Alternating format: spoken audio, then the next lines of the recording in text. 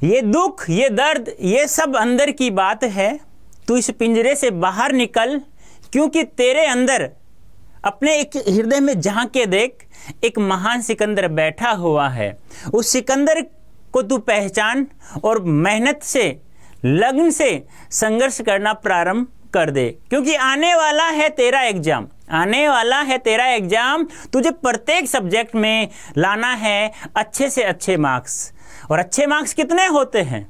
95% से अबो होने चाहिए। और मैं तो तुम्हें कह रहा हूं कि हिंदी विषय में अब की बार तुम्हें 100 में से 100 नंबर लाना है। उसके लिए क्या करना है? ज़्यादा कुछ नहीं करना, रेगुलर सेशन लेना है। जिन क्वेश्चंस की मैं प्रैक्टिस करवा रहा हूं, मेरे साथ साथ प्रैक्टिस करने के बाद जैसे आप लोगों को PDF प्राप्त हो जाए DA24/7 ऐप से, तो एक बार घर पर बैठकर प्रैक्टिस कर ले। और इसके अलावा तुम्हें कुछ भी करने की आवश्यकता नहीं है, क्योंकि आपको पता है प्रत्येक सेक्शन 15, 20, 30 मिनट्स का मात्र होता है। इतना समय भी आप लोग हिंदी विषय को नहीं देंगे आज से कंटिन्यू, तो फिर बेटा बहुत देर हो जाएगी। वह देर हमें करनी नहीं है। अब जो प्रैक्टिस हम लोग कर रहे हैं वो PYQ प्रीवियस ईयर क्वेश्चन की कर रहे हैं चैप्टर वाइज। तो आज हम जो चैप्टर देखने जा रहे हैं, जिन चैप्टर से PYQ देखने जा रहे हैं, वो 2 कविताएं हैं। बात सीधी थी पर, और दूसरी है, क्या नाम है बता सकते हैं? जो लिखा हुआ है आपके सामने कैमरे में, बंद अपाहिज। इन दोनों कविताओं के क्या लेखकों के नाम आप लोग मुझे बता सकते हैं? कहानी तो तुम्हें इनकी पता होगी, क्योंकि मैं कहानी के अनुसार ही कहानी जिस प्रकार पढ़ी जाती है उसी प्रकार में प्रत्येक कविता का सार मैंने आप लोगों को पढ़ाया है। ठीक है, तो जल्दी से मुझे कमेंट करके बताइए कि दोनों कविताओं के लेखक कौन कौन हैं। नंबर 1 है बात सीधी थी पर, दूसरी है कैमरे में बंद अपाहिज। क्या आप लोगों ने सोचा है कौन है इनके लेखक? तो मैं बता देता हूं, आप लोगों ने सोच लिया हो तो बहुत अच्छी बात है। बात सीधी है पर वो तो किसकी है? कुंवर नारायण जी की है। किसकी है? कुंवर नारायण जी की है। और कैमरे में बंद अपाहिज जो कविता है प्यारे बच्चों, उस कवि या लेखक का नाम है, जिनका नाम है प्यारे बच्चों आपके सामने है। क्या नाम है? क्या नाम लिखा है मैंने, बता सकते हैं क्या? रघुवीर सहाय। ठीक है, तो PYQ प्रीवियस ईयर क्वेश्चंस की बात करेंगे। इन 2 कविताओं संबंधित जितने भी आ चुके हैं उन सारे इन दोनों कविता, चाहे 1 हो, चाहे 2 हो, चाहे 5 हो, चाहे 10 हो, चाहे 15 हो, पिछले 5 से 6 साल के हम लोग प्रीवियस ईयर क्वेश्चंस उठा करके देखें तो आप लोगों को पता चल जाएगा। चलो, पहला ही क्वेश्चन है, भाषा को सहूलियत से बरतने से क्या अभिप्राय है? अभिप्राय का मतलब है क्या आशय है। आशय भी नहीं समझते हो तो अर्थ बता दो कि क्या अर्थ है। कवि ने ऐसा क्यों कहा है कि भाषा को सहूलियत से बरतने से क्या अभिप्राय है? आपको पता है कविता में भाषा एक बच्चे के रूप में मानवीकरण अलंकार हो गया था वहां पे, क्योंकि किसी भी प्रकृति की वस्तु को या कोई पदार्थ है मानव जैसा जहां कार्य करते हुए दिखाया जाए तो वहां मानवीकरण अलंकार होता है। तो भाषा बच्चे के रूप में कवि से क्वेश्चन करती है, एक प्रश्न करती है, क्या तुमने कभी भाषा का समझदारी ढंग से, सरल ढंग से प्रयोग करना नहीं सीखा है? तुमने अपने कथन को बनावटी भाषा के चक्कर में फंसा डाला। कवि स्वयं कहता है कि मेरा जो कथन था, मेरा जो कथ्य था, जो मैं बात कहना चाहता था वह बिल्कुल सरल, वह सीधी थी, लेकिन मैं बनावटीपन भाषा के चक्कर में फंस करके मैं अपने कथन को उलझा बैठा और वह उलझा ही रह गया। कवि कहता है कि मानव मन में नए नए भाव उत्पन्न होते रहते हैं, उनको अभिव्यक्त करने के लिए वह भाषा के चमत्कार में उलझ जाता है, तो वह अपने भावों को सही ढंग से अभिव्यक्त नहीं कर पाता। वह तभी उन्हें प्रकट कर सकता है जब भाषा को वह साधन माने, साध्य नहीं। केवल क्या माने? साधन। क्यों? क्योंकि जो कविता है, कविता में केवल शब्दों का खेल होता है। हम किसी भी कविता में किसी भी शब्द की जगह उसका पर्यायवाची शब्दों का प्रयोग नहीं कर सकते। यदि हम पर्यायवाची शब्दों का प्रयोग करेंगे तो उसके अर्थ में अनर्थ हो जाएगा और जिससे हमें वो कविता पाठकों को अच्छे से समझ में नहीं आएगी। साधन बनाने पर भाषा सहजता से इस्तेमाल हो सकती है। और वह अपने भावों को सरलता से अभिव्यक्त कर सकता है, वह लोगों तक अपनी बात पहुंचा सकता है। कहने का तात्पर्य क्या है, आप कोई भी कथन कह रहे हो तो एक सरल एवं सीधी छोटे छोटे वाक्यों का प्रयोग करना चाहिए, अलंकारों से जितना हो सके उतना बचना चाहिए, और लोकोक्ति मुहावरों का भी यदि हमें आवश्यकता पड़ती है तो उनका प्रयोग करना चाहिए। तो कवि का यही आशय है कि किसी भी बात को, किसी भी कथन को कहने के लिए कुछ निश्चित शब्द दिए हुए होते हैं, कुछ निश्चित शब्द होते हैं, उन्हीं का प्रयोग करो। और वो भाषा कैसे होनी चाहिए, सरल एवं सहज होनी चाहिए। तो इसीलिए कवि का अभिप्राय है कि भाषा को सहूलियत से प्रयोग करना चाहिए। नेक्स्ट है, बात और भाषा का परस्पर जुड़े होते हैं, परस्पर जुड़े होते हैं, किंतु कभी कभी भाषा के चक्कर में सीधी बात भी टेढ़ी हो जाती है। कैसे?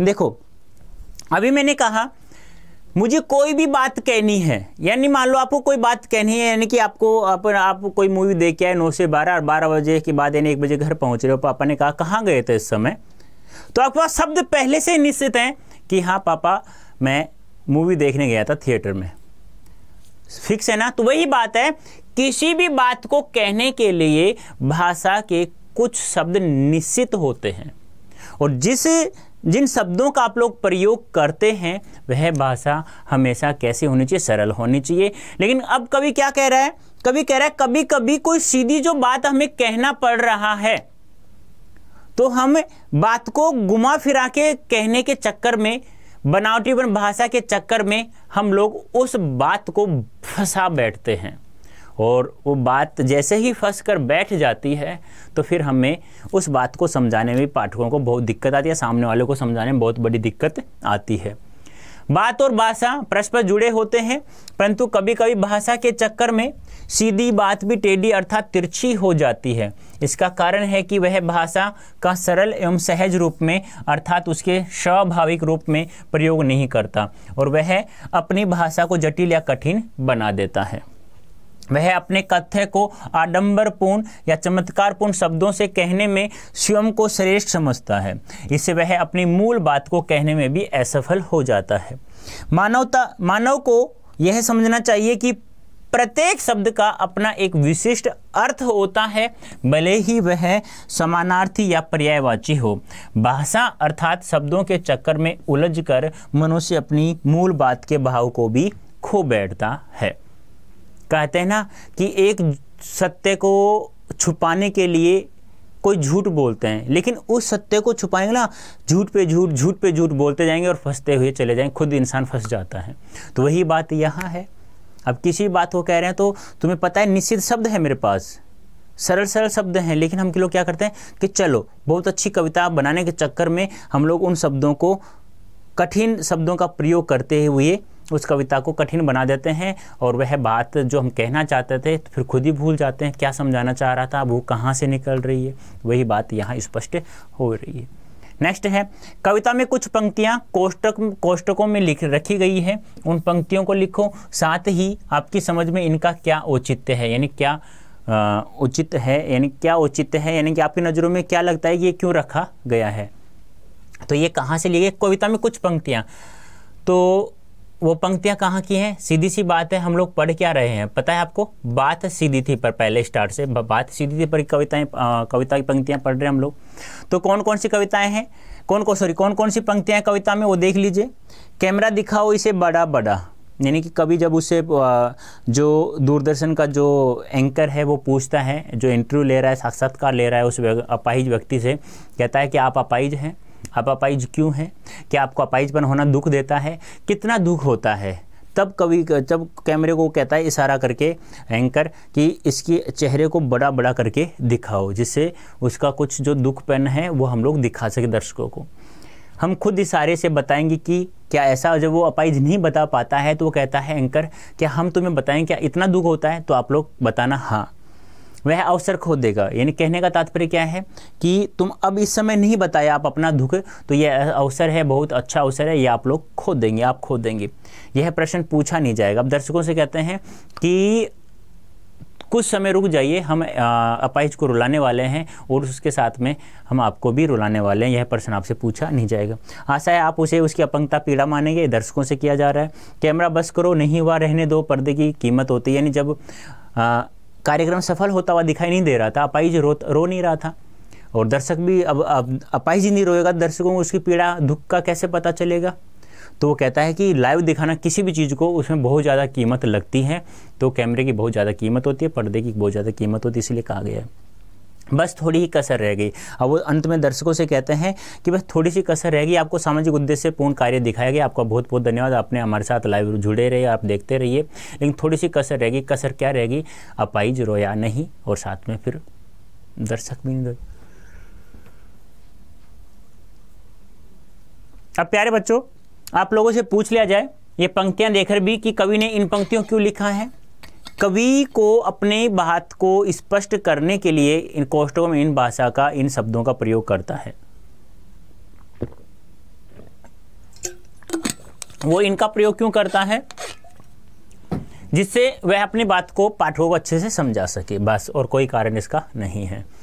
इन सभी पंक्तियों से यह अर्थ निकलता है कि मीडिया के लोगों के पास संवेदनाएं बिल्कुल भी नहीं थी, अर्थात वे अपने व्यापार के लिए किसी भी कमजोर व्यक्ति के दुख को साधक बना लेते हैं, यानी कि अपने व्यापार का साधन बना लेते हैं कमाने का, मुनाफे का।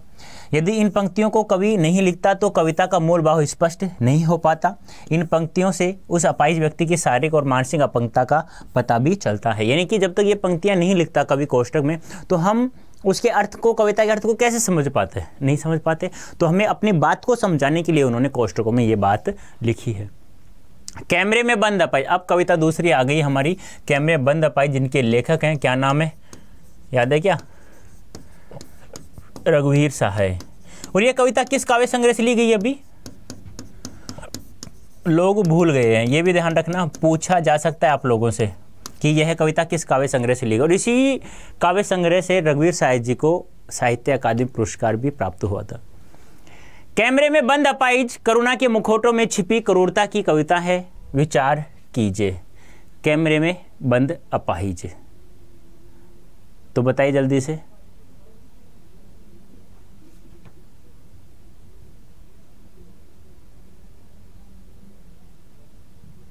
बेटा ये पंक्तियां बात सीधी थी पर की नहीं है, कैमरे बंद अप गलती से हो गया, ठीक है, हाँ ये बात आपको ध्यान रखना है।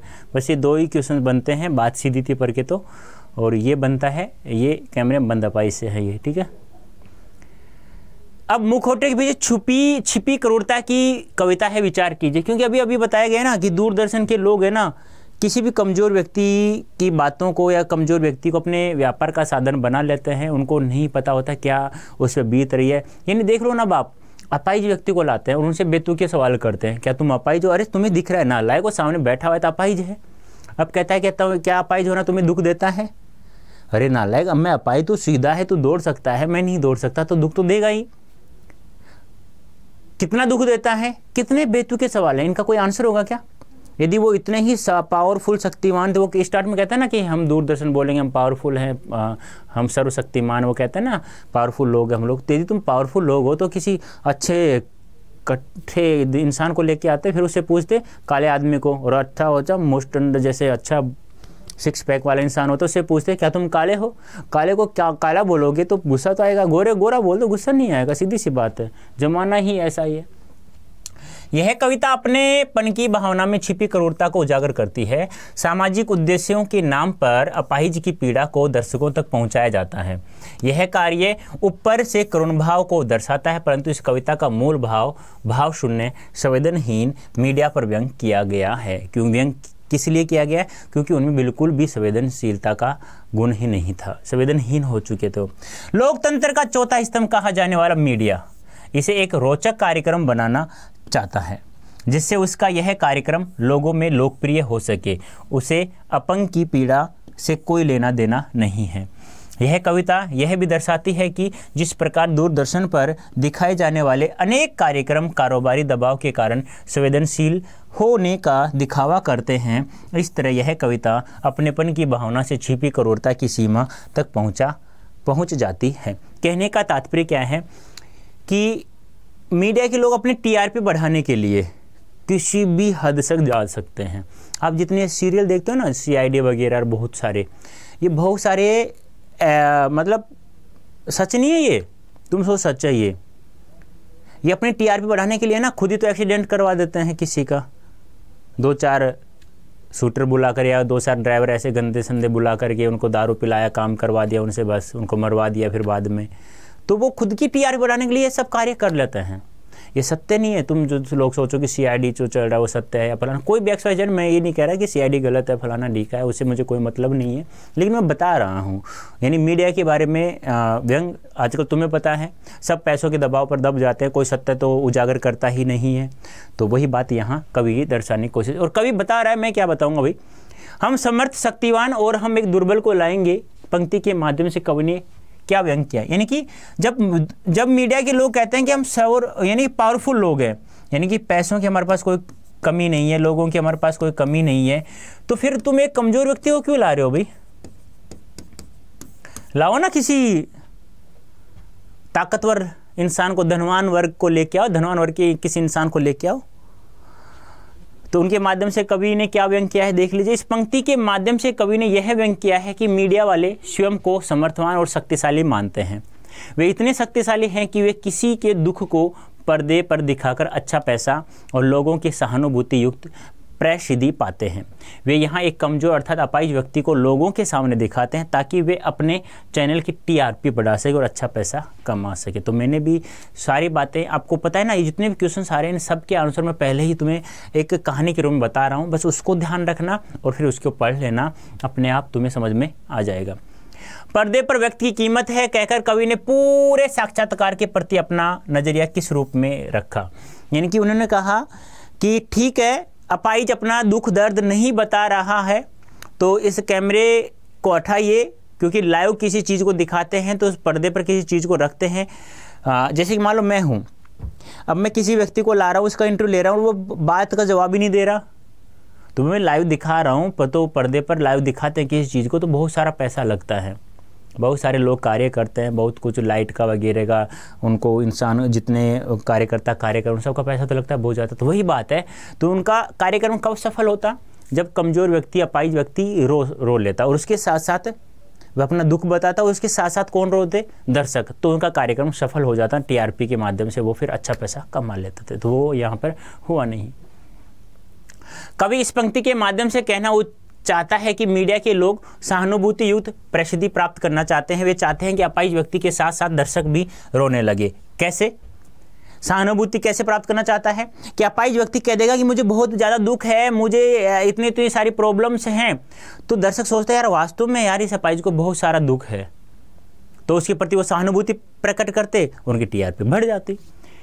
लेकिन वे इस रोने वाले दृश्य को ज़्यादा देर तक नहीं दिखाना चाहते क्योंकि यह कार्यक्रम सफल होते हुए दिखाई नहीं दे रहा था, जिससे उनका पैसा बर्बाद होता, इसलिए वे समय और पैसे की बर्बादी नहीं करना चाहते। चतुर लोग होते मीडिया वाले लोग, चिंता तुम्हें पता है सभी को, चतुर होते तभी तो ऐसा कुछ कर लेते हैं वो। ठीक है, तो प्यारे बच्चों ये थे हमारे PYQ बात सीधी थी पर कैमरे में बंद अपाहिज। अब आपको ये कोड दिखाई दे रहा है Y323, कोड याद रखना है Y323। ये कोड कहाँ यूज करना है? यदि आप लोग पावरफुल अंग्रेजी सीखना चाहते हैं, अंग्रेजी बोलना सीखना चाहते हैं तो Y323 कोड यूज करें और आ जाइए हमारे पेड बैच से और जुड़ जाइए। अब आपको PDF चाहिए, PYQ चाहिए, आपको किसी भी प्रकार की PDF चाहिए, MCQ की चाहिए या मल्टीपल चॉइस क्वेश्चंस जो आपके पार्ट फर्स्ट में 40 नंबरों के आएंगे वो चाहिए, या आपको किसी सब्जेक्टिव क्वेश्चंस चाहिए, या आपको सैम्पल पेपर्स की चाहिए, या आपको PYQ की चाहिए, तो सब PDF आपको Adda24/7 ऐप से डाउनलोड करना होगा ऐप को, और यहाँ से फ्री ऑफ कॉस्ट सभी PDF आपको प्राप्त हो जाएंगी। ठीक है, हाँ। अब आप लोगों ने देखा कि हम लोगों ने 2 कविताएं देखी, बात सीधी थी पर और कैमरे में बंद अपाहिज। यहाँ से हम लोगों ने जितना कुछ पढ़ा है, उन सब से हमें कितने क्वेश्चंस हमें समझ में आए हैं, कितने समझ में नहीं आए हैं, समझ में आ गए हैं तो एक बार कमेंट करके मुझे बताइएगा कैसा लगा कैसा नहीं, और सेशन को लाइव वगैरह आप लोग देख लीजिएगा। तो अभी के लिए इतना ही, धन्यवाद, थैंक यू सो मच।